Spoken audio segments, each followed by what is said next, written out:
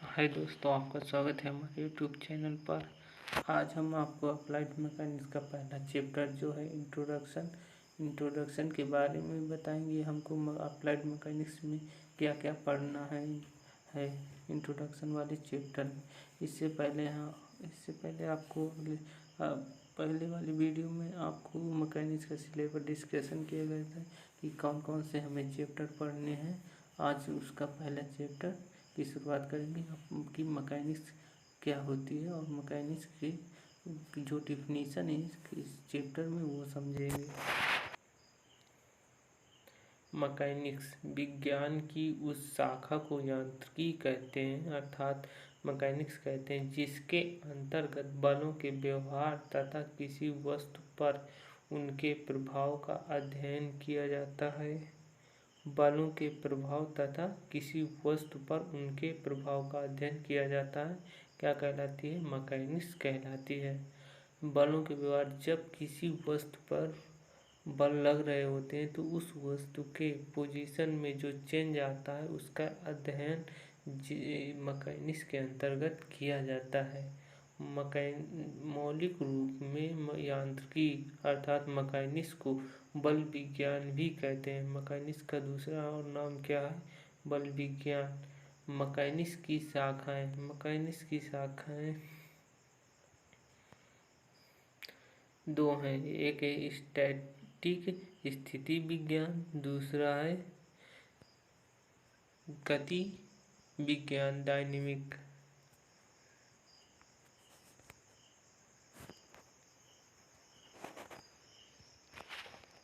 और डायनेमिक दो प्रकार के, एक काइनेमेटिक और शुद्ध गति विज्ञान, काइनेटिक बल विज्ञान, बल गति विज्ञान।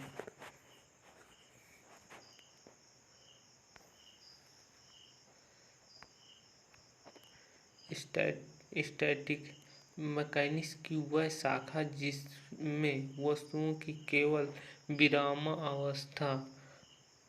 अवस्था में ही उन पर लगने वाले बलों के प्रभाव का अध्ययन किया जाता है। अर्थात जब वस्तु विरामावस्था में हो उसमें लगने वाले बलों का अध्ययन स्टैटिक मैकेनिक्स के अंतर्गत किया जाता है। जैसे छत या पुलों में लगी ट्रेस के सदस्यों में बल। यहाँ ट्रेस क्या है? ये ट्रेस इस प्रकार का होता है जो आपको लकड़ी का बना हुआ जो इसमें स्पेस रहता है, यही ट्रेस का स्ट्रक्चर है।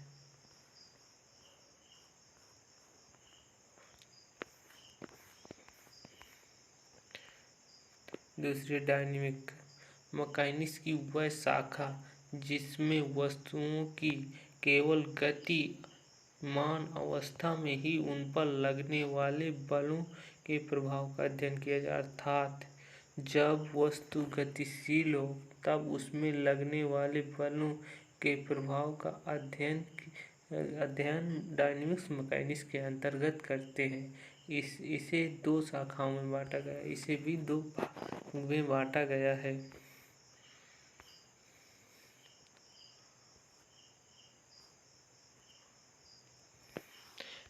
मैकेनिक्स स्टैटिक डायनेमिक्स दो प्रकार की, ये एक काइनेमेटिक एक काइनेटिक। ये मैकेनिक्स के फिजिक्स का ही एक रूप है। जो फिजिक्स के तीन पार्ट हैं कि मैकेनिक्स हो गई, एक थर्मोडायनेमिक्स, एक इलेक्ट्रिसिटी। मैकेनिक्स के अंतर्गत हम पढ़ते हैं स्टैटिक डायनेमिक्स और काइनेमेटिक जो अभी आपको मैंने बताया है।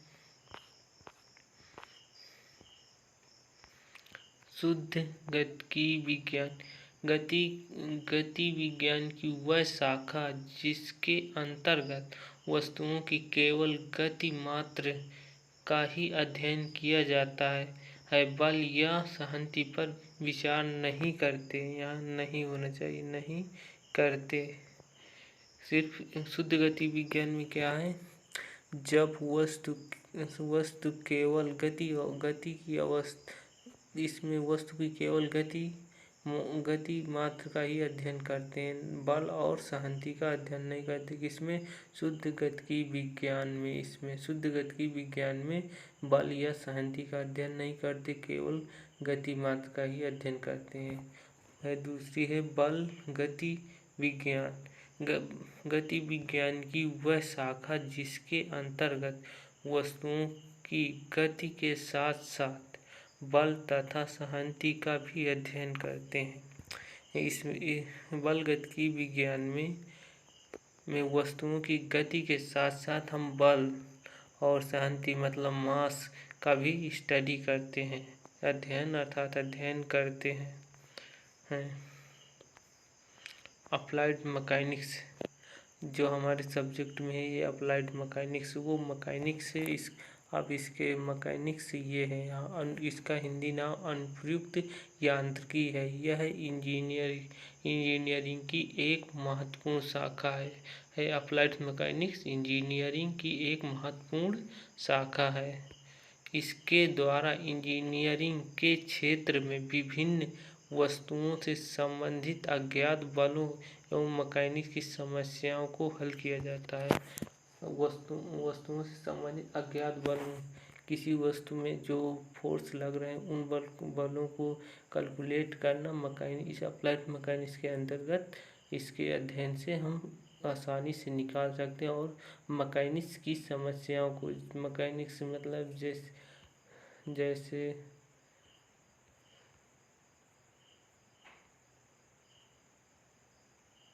जैसे घड़ी, ये देखिए घड़ी, जब इसके पार्ट कोई खराब हो जाता है, जब इसको सुधारने के लिए मैकेनिक्स की सहायता से हम इसके पार्टों को सुधार सकते हैं।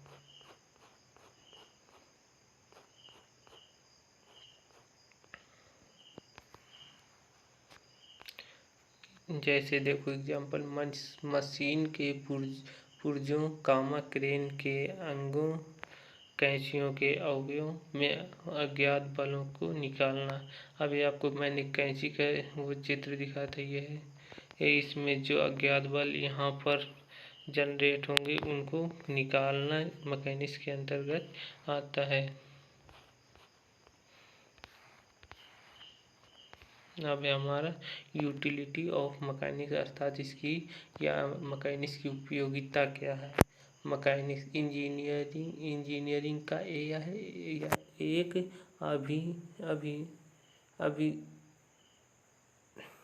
अभिन्न अंग है। ये क्या है? मैकेनिक्स इंजीनियरिंग का एक अभिन्न अंग है। इसके ज्ञान के आधार पर विभिन्न वस्तुओं की निर्माण क्रिया एवं परीक्षण आदि को सुविधा रहती है। इसका मैकेनिक्स का ज्ञान होने पर वस्तुओं के निर्माण तथा परीक्षण पर सुविधा रहती है।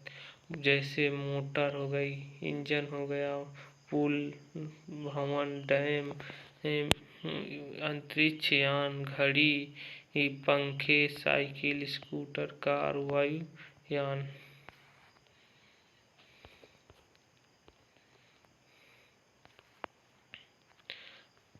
इम्पोर्टेंट डिफिनीशन, महत्वपूर्ण मैकेनिक्स के पार्ट इंट्रोडक्शन में कुछ इम्पोर्टेंट परिभाषाएं जो हम आपको बताएंगे।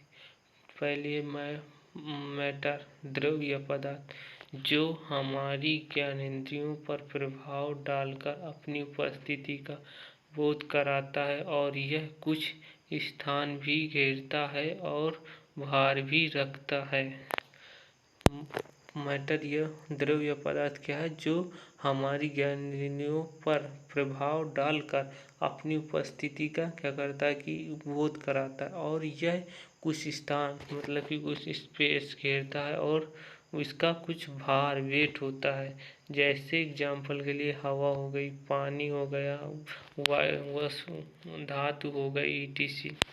पदार्थों की प्रमुख 3 अवस्थाएं, एक है सॉलिड, एक है लिक्विड। सॉलिड मतलब ठोस, लिक्विड मतलब द्रव, गैस या स्टीम। गैस तो गैस हो गई, स्टीम भाप जिसे कहते हैं भाप।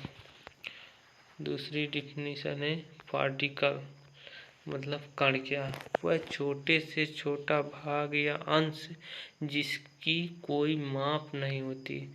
ये क्या कहता है कि वह छोटे से छोटा भाग या अंश जिसकी कोई माप नहीं होती, आर जिसका मतलब आर के अथवा जिसका आकार नग्न होता है।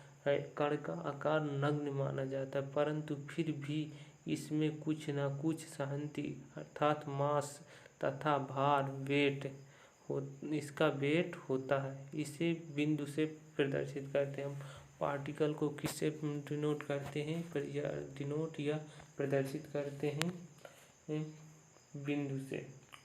दूसरी है हमारी बॉडी, यह किसी पदार्थ का वह भाग है। बॉडी यह किसी पदार्थ का वह भाग है जो कई कणों से मिलकर बनता है।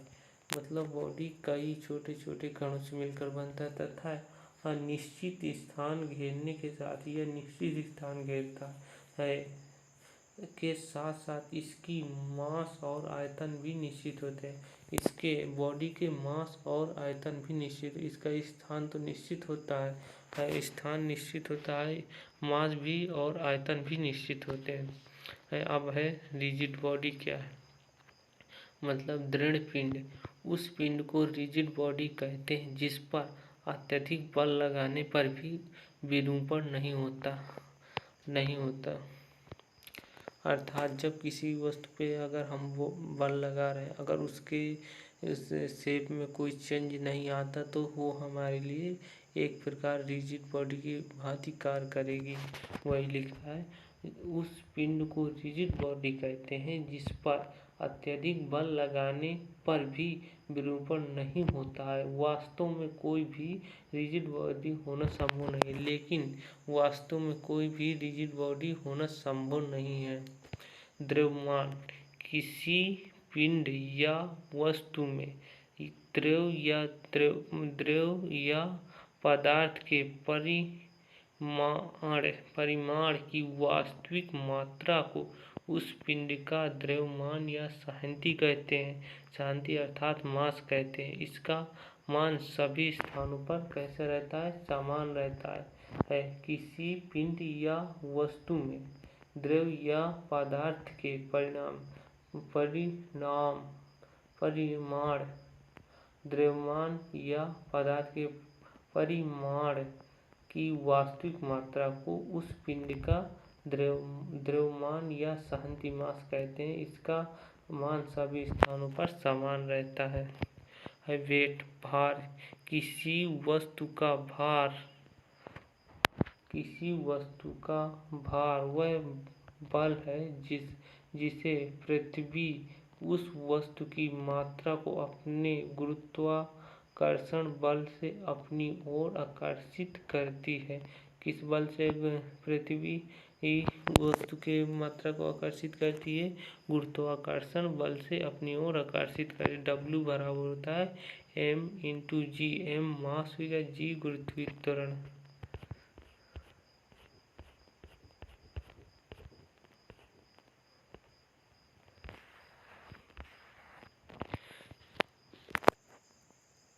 वेट, ग्रेविटी, चंद्रमा में वेट 30 kg, वहाँ 5 kg हो जाता है। देखिए चंद्रमा में 30 kg, लेकिन वहाँ 5 kg हो जाएगा। चंद्रमा में इतना डिफरेंस है। किसी वस्तु की स्थिति में परिवर्तन कर देता है। बल क्या है, वस्तु की स्थिति में परिवर्तन कर देता है। एक बाह्य कारक है जो किसी वस्तु की स्थिति में परिवर्तन कर देता है या करने का प्रयास करता है, तो उसे क्या कहते हैं, बल कहते हैं। बाह्य कारक को बल कहते हैं। इसकी SI यूनिट क्या है, न्यूटन है। इसका MKS पद्धति में यूनिट क्या है, kg। 1 kg बराबर 10 न्यूटन के होता है। 1 न्यूटन बराबर 10⁵ डाइन होता है। डाइन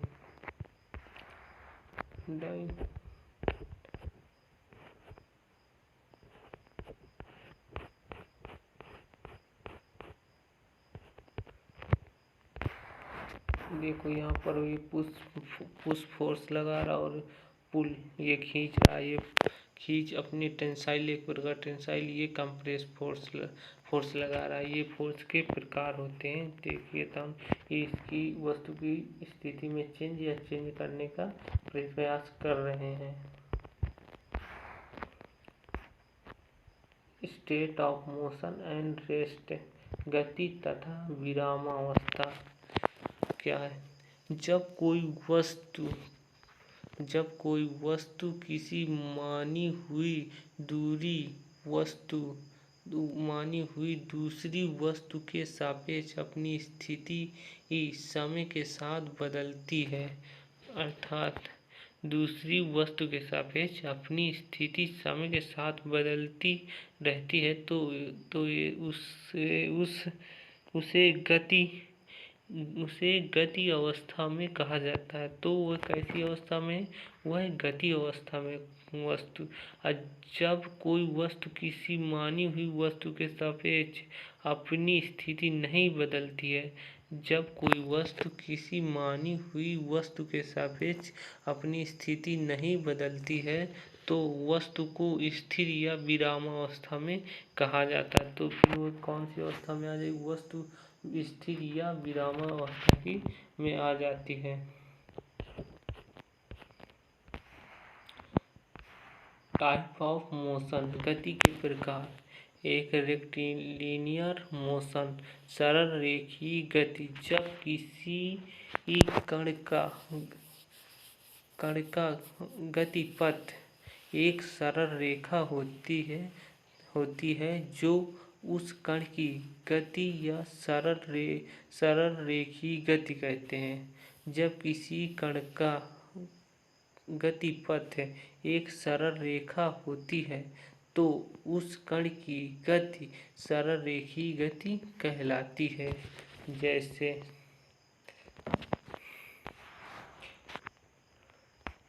ये देखिए, एक ही सीध में दौड़ रहे हैं, ये सीधा एक ही लीनियर, मतलब एक ही गति, एक ही सीध में दौड़ रहे हैं। इनकी गति को हम कहेंगे लीनियर या रेक्टिलिनियर मोशन, जो आपको मैंने बताया अभी।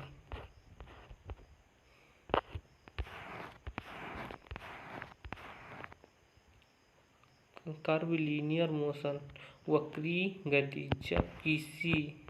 जब किसी कण का गतिपथ कोई वक्र हो, तो कण की गति को वक्रीय गति कहलाती है। जब किसी कण का गतिपथ कोई वक्र होता है, तो कण की गति वक्रित गति कहलाती है। जैसे ये देखिए, ये एक लड़का जो घुमा रहा है, ये इसकी वक्री गति। और यहाँ पे देखिए कार जा रही है, जो इसको सेंटर से एक वक्र के समान घूम रही है, ये कार।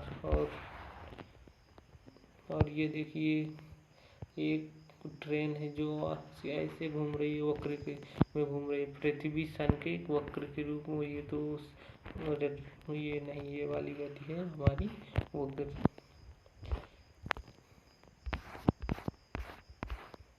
अब और तीसरा रोटेशनल घूर्णन गति। जब कण का गतिपथ वृत्ताकार होता है, तो उसकी गति घूर्णन गति कहलाती है। ये सूर्य के चारों ओर चंद्रमा एक वृत्ताकार पथ में गति करती है। इसी को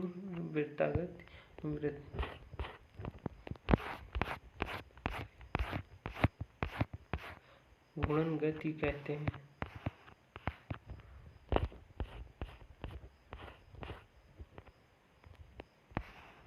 स्पीड एंड वेलोसिटी, चाल तथा वेग। किसी वस्तु द्वारा एकांक समय में किसी भी दिशा में चली गई दूरी को क्या कहते हैं? चाल।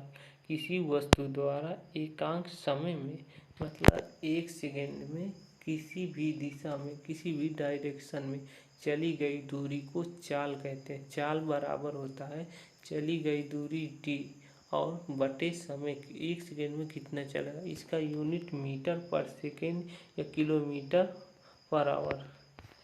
किसी वस्तु द्वारा एकांक समय में किसी निश्चित दिशा विशेष में चली गई। एक निश्चित दिशा होनी चाहिए और विशेष दिशा हो कि हम इसी दिशा में जा रहे। तो गई दूरी मतलब चली गई दूरी और विस्थापन, इसको विस्थापन को या चली गई दूरी और विस्थापन को वेग कहते हैं। तो क्या कहते हैं? वेग। त्वरण या वेग वृद्धि। किसी वस्तु के वेग में वृद्धि की दर को त्वरण कहते हैं। जब वस्तु के अगर वेग में वृद्धि होती है तो उसकी जो दर होगी बढ़ने की, उस दर को हम क्या कहते हैं? त्वरण। तो त्वरण वाला वेग में वृद्धि, क्या वेग में वृद्धि अपान लगा समय। तो वेग में वृद्धि v और अपान t, इसकी यूनिट होती है मीटर और पर सेकेंड स्क्वायर। है मंदन या वेग ह्रास। यदि समय के साथ साथ वेग में कमी आ रही हो तो त्वरण ऋणात्मक होता है। वेग में कमी की दर को वेग ह्रास या मंदन कहते हैं। यदि समय के साथ साथ वेग में कमी आ रही हो तो त्वरण ऋणात्मक होता है। वेग में कमी की दर को वेग ह्रास या मंदन कहते हैं। मंदन का सूत्र जो फार्मूला होता है ये है वेग में कमी अपान समय। वेग में कमी अपान समय। वर्क क्या है? मतलब कार्य। किसी पिंड पर लगे बल या बल की दिशा में पिंड द्वारा चली गई दूरी के गुणनफल को किया गया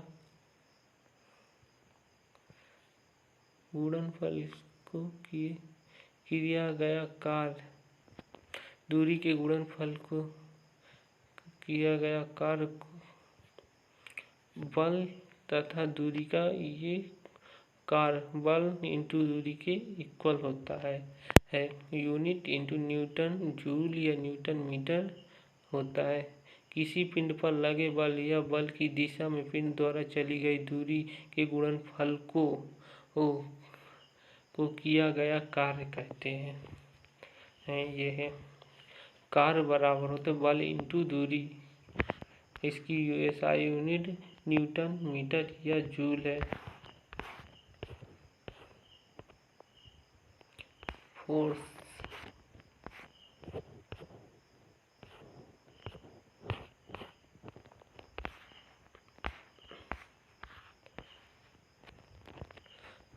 फंडामेंटल यूनिट। मूल मात्रक क्या है? वे मात्रक जिन्हें अन्य किसी भी भौतिक राशि के मात्रक में बदला नहीं जा सकता। वे मात्रक जिन्हें अन्य किसी भी भौतिक राशि के रूप के मात्रक में बदला नहीं जा सकता, जैसे लंबाई हो गई, इस समय हो गया, इनका कोई दूसरा मात्रक हम इनसे नहीं बन जाए, लेकिन इनको चेंज नहीं कर सकते। जैसे लंबाई हो गया, द्रव्यमान हो गया। यहाँ देखो एग्जाम्पल में दिया है लंबाई, द्रव्यमान, समय। ड्राइव्ड यूनिट क्या है? वे मात्रक जिन्हें मूल मात्रकों की सहायता से ज्ञात किया जा सकता है या प्राप्त किया जा सकता है, ये ड्राइव्ड यूनिट कहलाती है। वे मात्रक जिन्हें मूल मात्रकों की सहायता से ज्ञात किया जा सकता है या प्राप्त किया जा सकता है। जैसे क्षेत्रफल, आयतन को क्रमशः वर्ग मीटर तथा घन मीटर में मापा जाता है, जो कि लंबाई के मूल मात्रक पर निर्भर करता है। ये किसकी लंबाई के मूल मात्रक पर निर्भर करता है। ये उपसर्ग या संकेत सिंबल गुणांक फैक्टर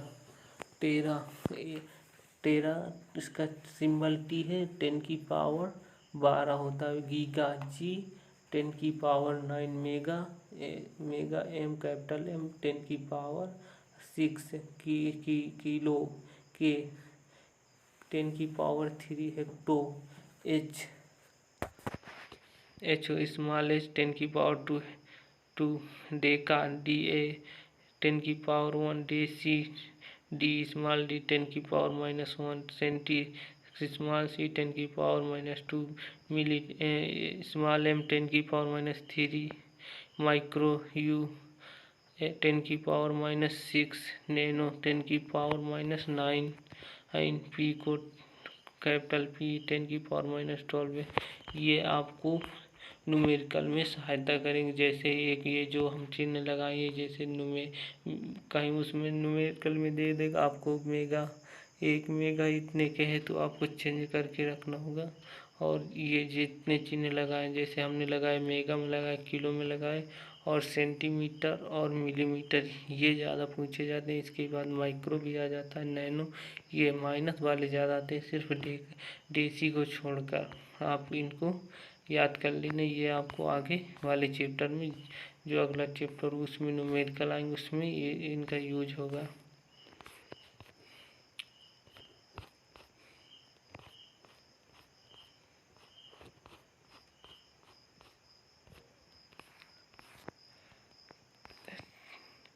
थैंक यू, धन्यवाद।